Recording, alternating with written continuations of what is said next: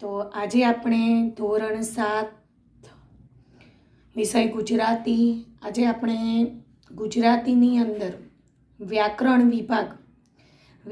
વિભાગની અંદર આપણે લેખન વિભાગ ટોપિક એની અંદર આપણે આજે વિચાર વિસ્તાર વિશે આજે આપણે ભણવાનું છે. વિચાર વિસ્તાર એટલે શું?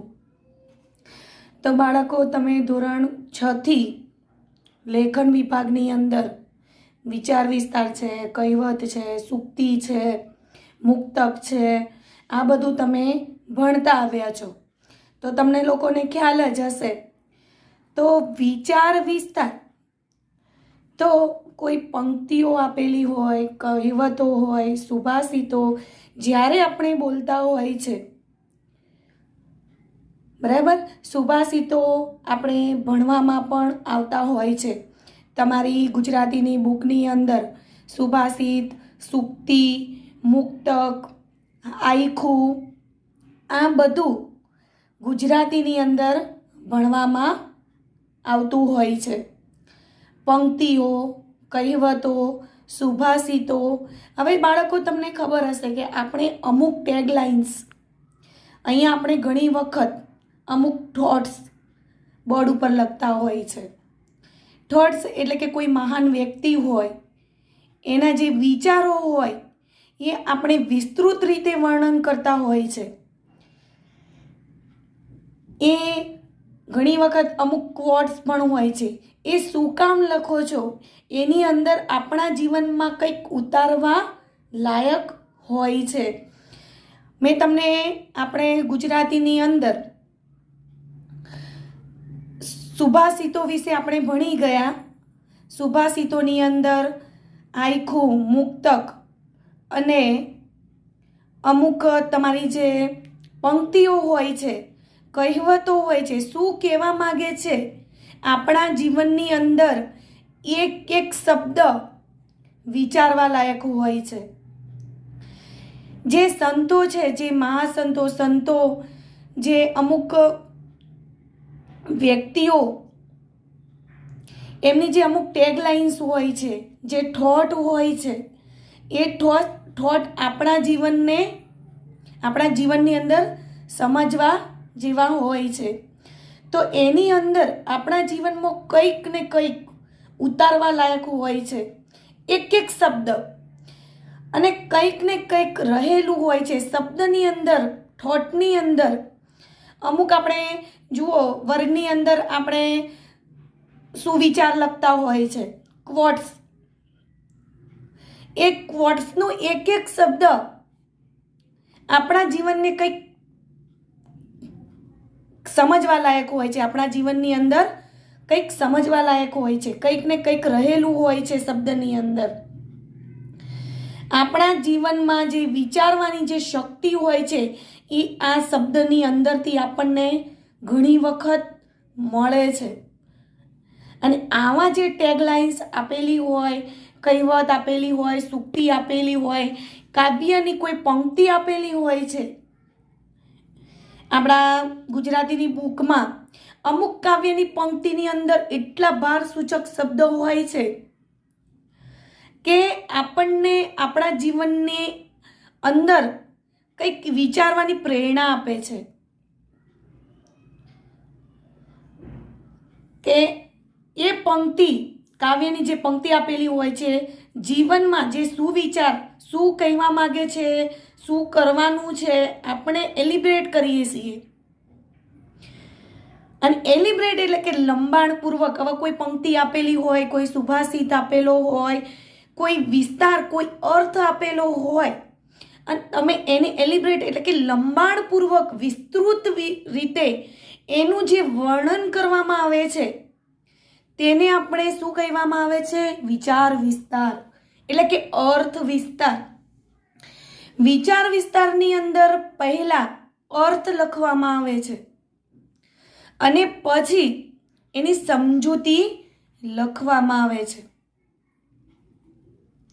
એટલે કે કોઈ પંક્તિ આપેલી હોય અથવા કોઈ સૂક્તિ આપેલી હોય, કોઈ કહેવત આપેલી હોય, તો એ બે જ લીટીની અંદર આપેલી હોય અને એ જ બે લીટીની ઉપરથી કોઈ મહાન પુરુષ વિશેની આપેલી હોય, કોઈ સંત વિશેની આપેલી હોય, તો આપણે એને વિસ્તૃત રીતે જે વર્ણન કરવામાં આવે છે, લંબાણપૂર્વક સેલિબ્રેટ કરીએ છીએ, તેને આપણે અર્થ વિસ્તાર એટલે કે વિચાર વિસ્તાર કહેવામાં આવે છે.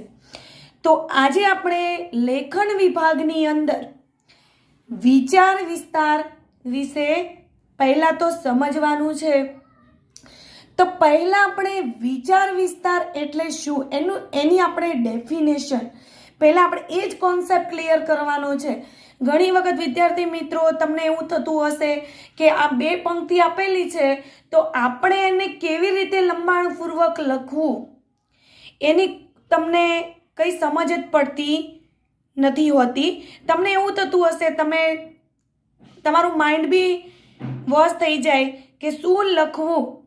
પણ જો તમે કોઈ પણ પંક્તિ છે, કોઈ અર્થ છે, કોઈ સૂક્તિ છે, કોઈ મુક્તક છે, જો તમે એનો એક એક શબ્દનો અર્થ તમે વિચારપૂર્વક જો થોટ કરીને જો તમે સમજીને એને તમે જો એલિબ્રેટ કરશો તો તમને વધારે તમે સારી રીતે અને વિસ્તૃત રીતે તમે એનું વર્ણન કરી શકશો.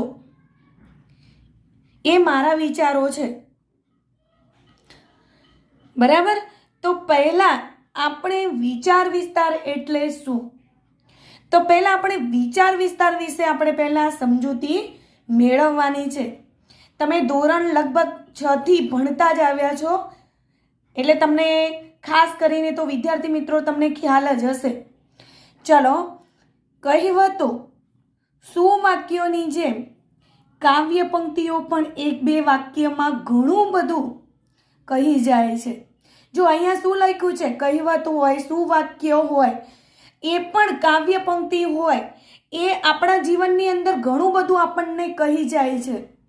આવી કાવ્ય પંક્તિઓને સમજવાની જે લેખન પદ્ધતિને આપણે અર્થ વિસ્તાર કે વિચાર વિસ્તાર કહે છે. મેં તમને પહેલા જ અગાઉ મેં તમને સમજાવી દીધું. હવે અર્થ વિસ્તાર કે વિચાર વિસ્તાર કરતી વખતે આપણે અમુક નીચેની બાબતો ધ્યાનમાં રાખવાની હોય છે કે આપણે જ્યારે વિચાર વિસ્તાર કરતા હોય છે તો એના નિયમો પહેલાં આપણે યાદ રાખવાના, કેવી રીતે લખવાનો, બરાબર. તો પહેલો નિયમ છે કે આપેલી પંક્તિનો પહેલાં આપણે અર્થ સમજવાનો, એમ જ લખી નાખવાનું નથી. પહેલાં તો તમારે એ પંક્તિ વાંચવાની છે અને પંક્તિની અંદર એનો અર્થ શું કહેવા માંગે છે એનો અર્થ પહેલાં આપણે સમજવાનો છે. બીજો કે જરૂરી મુદ્દા પાડી 8-10 લીટીમાં વિસ્તાર કરવાનો છે. વધારેમાં વધારે તમારે આ જે પંક્તિ છે, જે સૂક્તિ છે, જે મુક્તક છે, એને આપણે મુદ્દાસર એક એક મુદ્દો પાડીને આપણે વધારેમાં વધારે 8-10 લીટીમાં એનો વિસ્તાર કરવાનો છે. સચોટ દ્રષ્ટાંત કે કહેવતોને ટાંકીને અર્થ વિસ્તારને આપણે અસરકારક બનાવી શકાય. હવે આપણે જે કહેવત આપેલી છે, જે પંક્તિ આપેલી છે, એને આપણે બરાબર એક એક શબ્દ વાંચીને એને ટાંકીને એનો આપણે પહેલાં અર્થ સમજવાનો છે અને પછી એ અર્થ વિસ્તારને આપણે અસરકારક બનાવીને એની સમજૂતી આપણે વ્યવસ્થિત રીતે લખવાની છે. અર્થ વિસ્તાર કે વિચાર વિસ્તારની ભાષા સરળ હોવી જોઈએ. જોડણી, વિરામચિહ્નો, વાક્ય રચના વગેરેનું ધ્યાન રાખવું જોઈએ કે જ્યારે પણ આપણે અર્થ વિસ્તાર કરતા હોય છે ત્યારે ગુજરાતીની અંદર બાળકો જોડણીની ખાસ ધ્યાન રાખવાનું. અમુક જે શબ્દને અંતે જે વિરામ ચિહ્નો આવતા હોય છે, અલ્પ વિરામ આવતું હોય છે, પ્રશ્નાર્થ ચિહ્ન અને વાક્ય રચનાને આપણે સચોટ બનાવવાનું છે. સચોટ બનાવીને આપણે એનું ધ્યાન રાખીને આપણે અર્થ વિસ્તાર લખવાનો છે. બરાબર. તો આજે આપણે પહેલો જ વિચાર વિસ્તાર સમજીશું. ચાલો, પહેલો છે, હોય કામ મુશ્કેલ પણ ઉદ્યમથી જટ થાય, ખંત જો દિલમાં હોય તો કદી ન ફોગટ જાય. હવે આ પંક્તિની અંદર હું તમને શોર્ટમાં જ માહિતી આપી દઉં કે આ પંક્તિની અંદર જુઓ, તમે આ પંક્તિનો તમે એક એક શબ્દ વાંચશો ને તો તમને ખ્યાલ આવી જશે કે આ પંક્તિની અંદર આપણે અર્થ કેવી રીતે કરવો.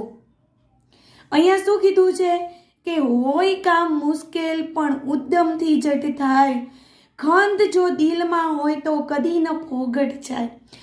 જો કોઈ પણ કામ હોય,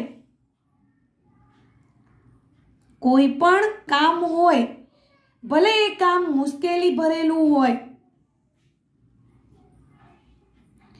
પણ જો એ તમારા દિલની અંદર જો તમે એને સારી રીતે ખંત એટલે કે જો ખેવના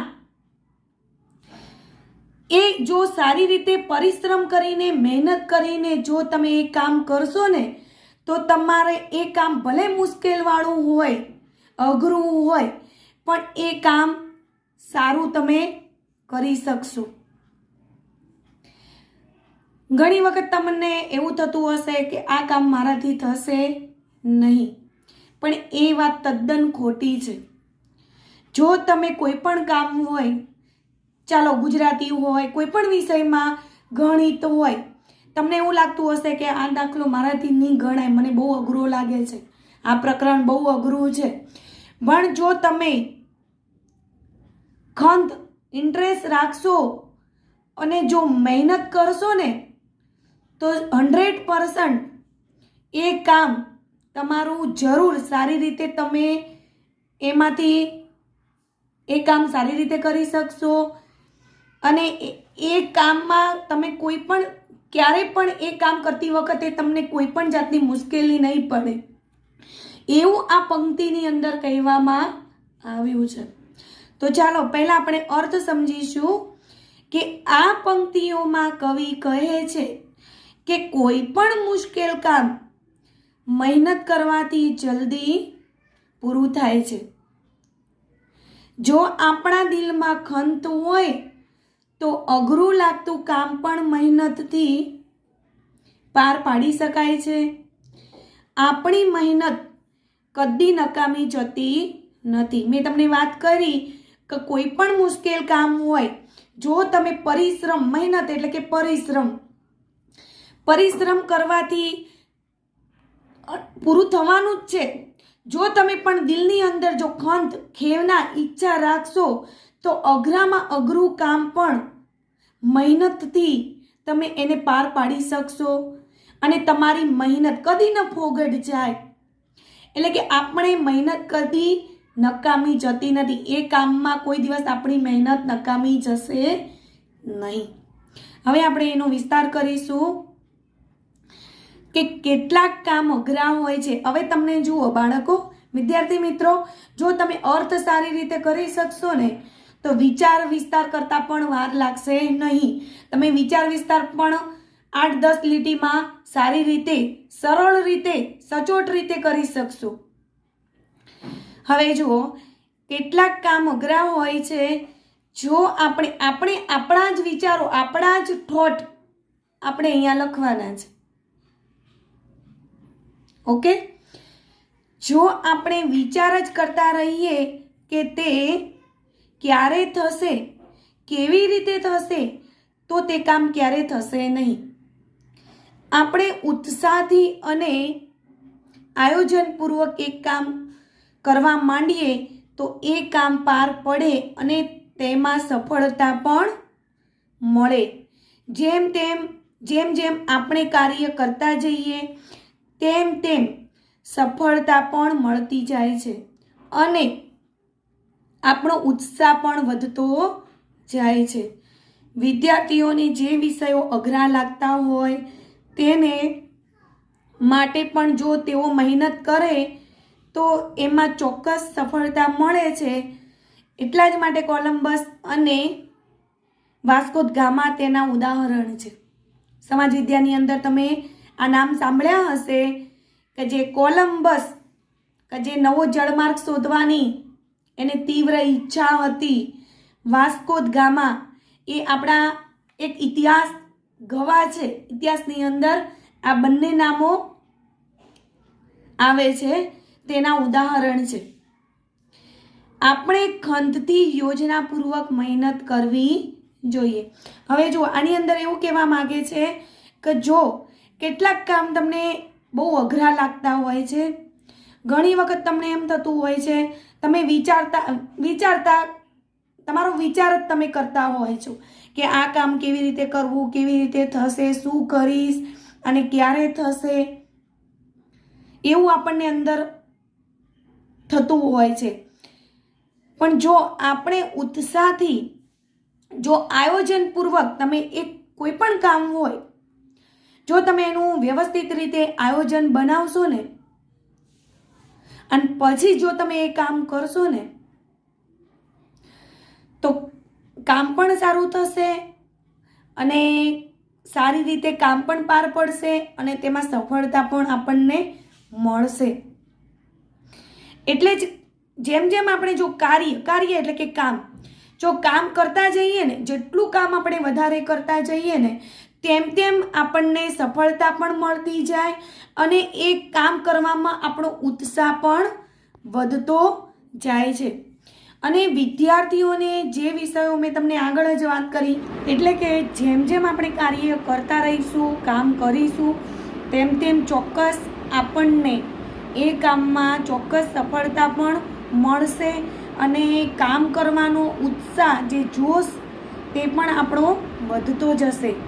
એટલે જ ઘણા વિદ્યાર્થીઓને ગણિત, ઇંગ્લિશ એ વિષયો ઘણા અઘરા લાગતા હોય છે. એટલે કે તેને માટે પણ જો તમે મહેનત કરશો, તમે એ વસ્તુમાં, એ વિષયની અંદર જો તમે મહેનત અથવા ઇન્ટરેસ્ટ, રસ રાખશો ને તો એમાં ચોક્કસ તમને સફળતા મળશે. આપણી નજર સમક્ષ જ ઇતિહાસની અંદર કોલંબસ અને વાસ્કો દ ગામાના ઉદાહરણો આપેલા જ છે કે એ લોકોએ પણ, કોલંબસે ભારત આવવા માટેનો નવો જળમાર્ગ શોધવા માટે એને ઘણા એવા પ્રયત્નો કર્યા હતા. એ તમે સમાજ વિદ્યાની અંદર ભણી ગયા હશો અને તમને માલુમ પણ હશે. એટલે અહીંયા કહ્યું છે કે જો આપણે ખંતથી અને જો તમે યોજનાપૂર્વક આયોજન કરીને જો એ કામને તમે એ કામ કરશો ને તો કામ પણ સારું થશે અને કામની અંદર આપણને સફળતા પણ મળશે. ચાલો હવે બીજો વિચાર વિસ્તાર છે. મંજિલ હો જેનું ધ્યેય એ રસ્તા નહીં જુએ, ઉદ્યમી હો હસ્તની રેખા નહીં જુએ, દાનેશ્વરીનું કામ છે ખૈરાત વહેંચવી, યાચકની જાતને કદી દાતા નહીં જુએ. એટલે કે આ મુક્તક છે. આપણે ગુજરાતીની અંદર ધોરણ 7માં વિદ્યાર્થી મિત્રો, મેં તમને આપણે સુભાષિતોની અંદર આપણે ભણી ગયા મુક્તક છે, પંક્તિ છે, આયખું છે, ગીતા પરીખનું મુક્તક મેં તમને એ સમજાવી દીધેલું છે અને ક્લાસની અંદર તમને એક એક પંક્તિ વિશેની માહિતી પણ આપી છે. જો અહીંયા શું કીધું છે, આ મુક્તક, અને મુક્તકના કોણ છે લેખક, તો ગીતા પરીખ છે. હવે જુઓ, આ મુક્તકમાં કવિ સમજાવે છે કે જે વ્યક્તિનું ધ્યેય લક્ષ્ય સ્થાને પહોંચવાનું છે તે માર્ગની વિષમતાઓ જોતો નથી. જે વ્યક્તિ ઉદ્યમી છે તે ક્યારેય હસ્તરેખા જોવા બેસતો નથી અને જે ખરેખર દાનેશ્વરી છે તે યાચકને એની જાત પણ પૂછતો નથી. જુઓ, તમને અહીંયા મુક્તકની ઉપરથી જ તમને આ શબ્દ ઉપરથી જ તમને ખ્યાલ આવી જશે કે આ કાવ્ય પંક્તિની અંદર શું કહેવા માગે છે કે જે વ્યક્તિનું ધ્યેય, તમારું લક્ષ્ય, તમારી કારકિર્દી જો હશે ને તો તમારો એ માર્ગ સરળ બની જશે. બરાબર. આપણું કોઈ પણ ધ્યેય હોય જીવનની અંદર, કારકિર્દી પ્રાપ્ત કરવાની હોય કે આ શિખર સુધી હું જરૂર પહોંચીશ, તો કોઈ દિવસ તમારા માર્ગની અંદર અડચણ આવશે નહીં. અને જો જે વ્યક્તિ ઉદ્યમી છે, મહેનતુ છે, એ કોઈ દિવસ ક્યારે પોતાના હાથની હસ્તરેખા જોવા બેસશે નહીં. અને જો જે ખરેખર દાનેશ્વરી છે, તે યાચક એટલે કે ભિક્ષુકને એની જાત કોઈ દિવસ ક્યારે પૂછશે નહીં. હવે વિસ્તાર છે કે આપણામાં કહેવત છે કે નાચવું નહીં તેને આંગણું વાંકું. આ તમે કહેવત પણ બધાએ સાંભળી હશે કે નાચવું નથી અને આંગણું છે વાંકું. એટલે કે જેને કંઈ કામ કરવું નથી તે અનેક બહાના બતાવે છે, પરંતુ જેને ખરેખર આગળ વધવું છે તે તો અગવડમાં પણ સગવડ ઊભી કરી આગળ વધે છે. જેને ખરેખર ભણવું છે તે શેરી લાઇટના અજવાળે પણ વાંચીને ખૂબ સારું પરિણામ લાવે છે, પરંતુ જે આળસુ છે તે બધી જ સગવડો મળતી હોવા છતાં કંઈ કરશે નહીં. એટલે તમે બધાએ આ કહેવત સાંભળી જ છે. ઘણી વખત આપણા ઘરડા બા છે, મમ્મી છે, પપ્પા છે, કહેતા હોય છે આપણે કે નાચવું નથી ને તારું, એમ કે નાચવું નહીં અને આંગણું વાંકું છે. એટલે કે તમારે કોઈ કામ કરવું નથી, પણ કામના તમે બહાના બતાવ્યા કરો, એમ કે આ કામ મારાથી થશે નહીં, હું નહીં કરી શકું. ભણવામાં પણ તમે બહાના બતાવો, એમ કે મારી પાસે આ નથી, મારે આ પુસ્તક મને ટીચરે મંગાવ્યું છે એટલે હું આના વગર ભણીશ નહીં. એટલે કહેવાય છે ને કે તમારે નાચવું નથી અને આંગણું વાંકું છે એમ. એટલે જો જે માણસને ખરેખર જીવનની અંદર આગળ વધવું છે, તે એની પાસે કોઈ પણ પ્રકારની સગવડ નહીં હોય ને, તેમ છતાં પણ અગવડમાં એ પોતાની જ સગવડ ઊભી કરીને એ સારી એવી સિદ્ધિ પ્રાપ્ત કરશે. અને જેને ખરેખર ભણવું છે તે એના ઘરમાં લાઇટની વ્યવસ્થા નહીં હોય, પાવરની વ્યવસ્થા નહીં હોય, તેમ છતાં શેરી લાઇટના અથવા દીવાબત્તી, મીણબત્તી કરીને પણ સારું પરિણામ લાવશે. અને જે આળસુ છે એના ઘરમાં બધી જ સગવડ હશે, તેમ છતાં પણ કોઈ જ કામ સારી રીતે કરશે નહીં. એટલે એમ કે સગવડો મળતી હોવા છતાં પણ કંઈ કરશે ન. એટલે તો ઇંગ્લિશમાં જો પણ ઇંગ્લિશમાં પણ કહેવત nothing is impossible in the world. Nothing is impossible in the world. એટલે કે આપણા ભાગ્યને ભરોસે બેસી ન રહીએ, પરંતુ એક જ લક્ષ્ય રાખીને ખૂબ જ મહેનત કરીને આગળ વધીએ. જેને ખરેખર જરૂર હોય તેને આપણે ઉદાર હાથે દાન આપીએ. અહીંયા વાત કરી છે ને છેલ્લી લાસ્ટ પંક્તિની અંદર, એમ કે જેને દાન, ખેરાત એટલે કે દાન કરવું છે, એ કોઈ દિવસ યાચક એટલે કે ભિક્ષુકની કોઈ દિવસ જાત પૂછશે નહીં અને ઉદાર હાથે દાન આપશે. ઉદાર હાથે દાન આપશે. એટલે તો ઇંગ્લિશમાં કહેવત એક જાતનો કોટ્સ છે કે nothing is impossible in the world. એટલે કે ભાગ્યને ભરોસે કોઈ દિવસ બેસી રહેવું નહીં. આપણે હંમેશા આપણા જીવનની અંદર એક લક્ષ્ય બનાવવાનું છે, એક રૂપરેખા તૈયાર કરવાની છે, અને એમાં જો તમે મહેનત કરીને આગળ વધશો ને તો જીવનમાં કોઈ દિવસ તમે પાછા પડશો નહીં. આ મુક્તકની અંદર આપણને એવું કહેવા માંગે છે, ફળો આવે છે ત્યારે ડાળીઓ નીચી નમી જઈને ખરેખર નમ્રતા શું છે તે જમાનાને બતાવે છે. આ પંક્તિની અંદર નમ્રતા શું છે એ સમજાવે છે આપણને. નમ્રતા કોને કહેવાય એ જમાનાને બતાવે છે કે ફળો આવે છે ને ત્યારે ડાળીઓ એની જાતે જ નીચે નમી જાય છે, અને નમ્રતા શું છે ને એ આપણને બતાવે છે. ફળોની નમ્રતા કરે છે ડાળીઓ. ચલો અહીંયા આપણે પહેલા અર્થ સમજીશું. આ પણ આપણે આખુની અંદર છે ભણવાની અંદર આવી ગયા છે. મેં તમને આ કાવ્ય પંક્તિ વિશે ચર્ચા કરેલી છે વર્ગની અંદર. ફરીથી આપણે કરીશું. પ્રસ્તુત ગઝલમાં કવિએ વૃક્ષની નમેલી ડાળીઓના ઉદાહરણ દ્વારા નમ્રતાનો મહિમા સુપેરે સમજાવ્યો છે. અહીંયા આ ગઝલની અંદર કે નમ્રતા શું છે, જો આપણે વિચાર વિસ્તાર કરીશું. સામાન્ય રીતે વ્યક્તિ શ્રીમંત થાય, કોઈ ઉચ્ચ હોદ્દા પર પહોંચે ત્યારે તેનામાં અભિમાન આવી જતું હોય છે કે છકી જાય છે. તે વાતમાં બીજાને ઉતારી પાડતો હોય છે કે તેની અવગણના કરતો હોય છે. પરંતુ વ્યક્તિ જેમ જેમ ઊંચે જાય તેમ તેમ તેનામાં નમ્રતા આવવી જોઈએ. વૃક્ષ પર ફળો આવે છે ત્યારે વૃક્ષની ડાળીઓ પણ નીચે નમે છે. આ ડાળીઓ પોતાના આચરણ દ્વારા જગતને, લોકોને નમ્રતાનો બોધ આપે છે. આપણે પણ જેમ જેમ આગળ વધીએ તેમ તેમ આપણે આપણા વાણી અને વર્તનમાં નમ્રતા દર્શાવીએ, અભિમાન ન થઈએ.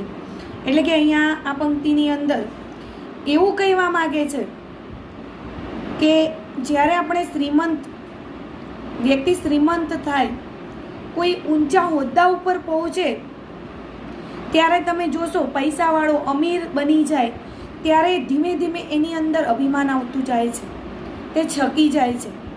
આપણી વાત પણ સાંભળે નહીં, આપણને બોલાવશે પણ નહીં. એટલે કે વાતમાં આપણને ઉતારી પાડે, અવગણના કરતો હોય છે આપણી વાતનો. એટલે કે અહીંયા આ વૃક્ષ, આ પંક્તિની અંદર આપણને એવું કહેવા માગે છે કે જ્યારે વૃક્ષ પર ફળો આવતા હોય છે ત્યારે વૃક્ષની ડાળીઓ નીચે નમે છે. એ ડાળીઓ પોતાના આચરણ દ્વારા જગતના લોકોને નમ્રતા શું છે ને એનો મહિમા સમજાવે છે, એનો બોધ આપે છે. એની ઉપરથી આપણે સમજવાનું છે કે નમ્રતા વસ્તુ શું છે. આપણે પણ જેમ જેમ આગળ વધીએ તેમ તેમ આપણે આપણા વાણી અને વર્તનમાં નમ્રતા દર્શાવવાની છે, નમ્રતા લાવવાની છે અને અભિમાન ન થઈએ. એટલે કે અભિમાન કરવાનો નથી. જેમ જેમ આગળ વધીએ, ભલે ને ઊંચા હોદ્દા ઉપર પહોંચી ગયા, પૈસાવાળા બની ગયા, પણ આપણે આપણી વાણીની અંદર, વર્તનની અંદર નમ્રતા દર્શાવવાની છે અને અભિમાન કરવાનું નથી. બરાબર? ચાલો વિદ્યાર્થી મિત્રો, મેં આજે તમને જે વિચાર વિસ્તાર વિશે જે સમજૂતી આપી, 3 વિચાર વિસ્તાર વિશે મેં તમને સમજૂતી આપી છે.